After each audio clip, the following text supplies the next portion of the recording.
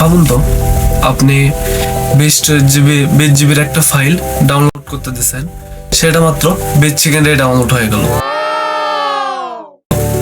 ব্যাপারটা অসাধারণ না? হ্যাঁ, এইরকম একটা ব্যাপার নিয়ে কাজ করতেছে চীন। এবার 4G 5G কে ছাড়িয়ে চলে গেছে তারা 10G-তে। তো 10G-র এই নেটওয়ার্ক সিস্টেম হতে পারে নেটওয়ার্ক জগতের অন্যতম এক সূচনা। চীন সম্প্রতি জানিয়েছে যে তারা 10G ইন্টারনেট চালু করতে যাচ্ছে।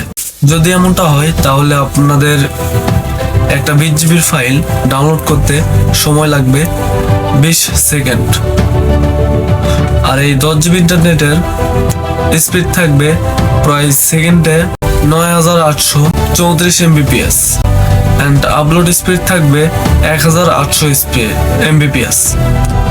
ব্যাপারটা অসাধারণ না?